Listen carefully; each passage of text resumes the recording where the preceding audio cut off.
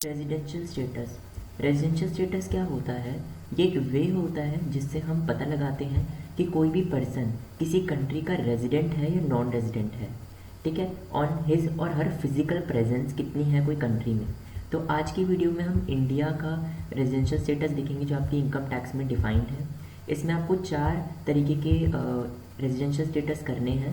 पहला होता है इंडिविजुअल पर, दूसरा है कंपनी, तीसरा है हिंदुस्तान अनडिवाइडेड फैमिली एंड चौथा है पार्टनरशिप फॉर्म। तो इन चारों के ही रेजिडेंशियल स्टेटस को देखते हैं कि किस तरीके से क्या रूल्स एप्लीकेबल होते हैं चारों पे। सबसे पहले आता है इंडिविजुअल। इंडिविजुअल मतलब कोई पर्सन। इसमें 2 कंडीशंस होती हैं, रेजिडेंट एंड नॉन रेजिडेंट। अगर कोई पर्सन रेजिडेंट है तो उसको एक बेसिक कंडीशन, कोई भी एक बेसिक कंडीशन जो मैं अभी आपको बताऊंगा वो सेटिस्फाई करनी होती है। ठीक है, और अगर नॉन रेजिडेंट है तो वो कोई भी बेसिक कंडीशन सेटिस्फाई नहीं कर पाया, इसलिए ही वो नॉन रेजिडेंट है। ठीक है, बेसिक कंडीशन क्या है? Resident must stay in India for at least 182 days in India during the previous year. जो प्रीवियस ईयर होता है, कम से कम किसी भी रेजिडेंट को, किसी भी पर्सन को 182 डेज तक इंडिया में स्टे करना ही पड़ेगा ताकि वो रेजिडेंट की कैटेगरी में आ सके। प्रीवियस ईयर मैंने आपको प्रीवियस वीडियोस में बताया हुआ है। अगर किसी ने वो वीडियोस नहीं देखी हैं तो जाके पहले वो देख लें ताकि आपके बेसिक नॉलेज पता हो। ठीक है, सेकेंड कंडीशन होती है resident must stay in India for at least 60 days during the previous year.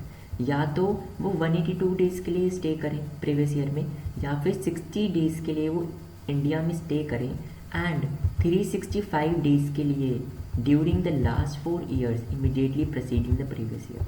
जो प्रीवियस ईयर के पहले वाले ईयर्स हैं, या तो उनमें वो 365 डेज़ तक रहें, मतलब पूरे 1 ईयर तक almost out of 4 years, and plus 60 days in the previous year. जैसे मान लो कोई पर्सन है जो 1 अप्रैल से लेकर 31 मार्च तक 2025 तक उसका एक असेसमेंट ईयर है, तो उसका प्रीवियस ईयर क्या हो गया? 1 अप्रैल 2023 से लेकर 31 मार्च 2024 तक उसका प्रीवियस ईयर हो गया। तो या तो वो प्रीवियस ईयर में 60 डेज तक रहें एंड प्लस जो प्रीवियस ईयर के बाद वाले ईयर्स हो गए, मतलब जो 1 अप्रैल 2023 से लेकर पहले वाले जो सारे साल हो गए, उसमें से 4 सालों में से कम पूरे 1 साल तक अगर कोई पर्सन इंडिया में स्टे करता है तो भी वो रेजिडेंट कहला सकता है। ठीक है, ये हो गया हमारे बेसिक कंडीशन जिससे हमें रेजिडेंट या नॉन रेजिडेंट पता लगता है। अब रेजिडेंट में 2 केस होते हैं, रेजिडेंट एंड ऑर्डिनरी रेजिडेंट जिसको हम ROR कहते हैं, and resident but not ordinary resident जिसको हम RNOR कहते हैं। अगर ROR है तो कोई भी पर्सन को दोनों एडिशनल कंडीशन फुलफिल करनी पड़ेंगी जो हम आगे की स्लाइड में पढ़ेंगे, और अगर RNOR है तो या तो एक या फिर कोई भी एडिशनल कंडीशन सेटिस्फाई नहीं होती है, इसलिए ही कोई पर्सन RNOR कहलाता है। ये हम आगे की स्लाइड में भी पढ़ते हैं इन एडिशनल कंडीशन, ताकि आपको RRR एंड RNOR की जो क्लियर हो जाए कॉन्सेप्ट। ROR के लिए दोनों कंडीशन को सेटिस्फाई करना ज़रूरी है। ठीक है, तो एडिशनल कंडीशन में सबसे पहले आती है resident must stay in India for 2 years out of 10 years immediately preceding the previous year. जो प्रीवियस ईयर के बाद वाले ईयर्स हैं उसमें से 2 साल कम से कम रेजिडेंट को इंडिया में स्टे करना पड़ेगा आउट ऑफ 10 ईयर्स, तो वो हमारा ROR कहला सकता है।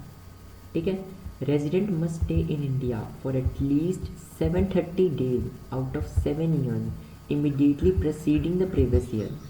मतलब जो भी प्रीवियस ईयर के बाद वाला ईयर है, यहाँ पर प्रीवियस ईयर में वही बात कर रहा हूँ जिसमें जो मैंने आपको पहले पढ़ाया है। यहाँ पर प्रीवियस ईयर का मतलब ये नहीं है कि अभी 2025 चल रहा है तो प्रीवियस ईयर 2024 होगा। यहाँ पर प्रीवियस ईयर का मतलब ये है कि जो भी असेसमेंट ईयर है किसी भी पर्सन का, फॉर एग्जाम्पल अगर असेसमेंट ईयर 2024 से लेकर 2025 तक 31 मार्च 2025 तक है तो उसका प्रीवियस ईयर होगा 1 अप्रैल 2023 से लेकर 31 मार्च 2024।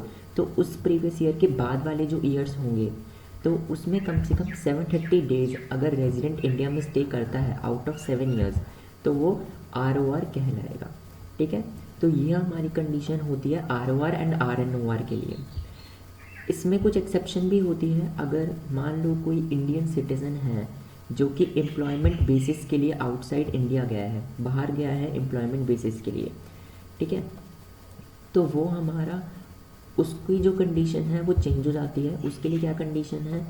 और अगर कोई इंडियन सिटीजन है, इंडियन मेंबर है, इंडियन का कोई पर्सन है जो crew member of an Indian ship के लिए बाहर गया है, ठीक है, क्रू मेंबर मतलब कि जो आपके बोट सॉरी शिप के या एरोप्लेन के आपके जो क्रू मेंबर्स होते हैं, अगर उसमें अगर कोई बाहर इंडियन सिटीज़न गया है इंडियन शिप के थ्रू, तो वो भी आपका एक एक्सेप्शन में आता है। क्या रिलैक्सेशन मिलती है इसमें, जो हमारी बेसिक कंडीशन है इसमें, जो 60 डेज़ जो 182 डेज़ की बेसिक कंडीशन बन जाती है, जो हमारी बेसिक कंडीशन है 60 डेज़ की, जो हमने पहले पढ़ी थी कि 60 डेज़ तक रहना चाहिए किसी रेजिडेंट को, अब वो एक्सटेंड हो जाती है 182 डेज़ तक, ताकि जो एम्प्लॉयमेंट बेसिस के लिए लोग बाहर गए हैं और जो क्रू मेंबर्स हैं वो अपनी एलिजिबिलिटी फुलफ़िल कर पाए और इंडिया के सिटीज़न बन पाएँ या रेजिडेंट बन पाएँ, ठीक है। तो इसीलिए हमारी ये जो एक्सेप्शन है। नेक्स्ट आता है कंपनी। तो कंपनी का रूल काफ़ी डिफरेंट होता है, वो इंडिविजुअल के लिए रूल था, ये कंपनी के लिए रूल है। कंपनी का बहुत छोटा सा है।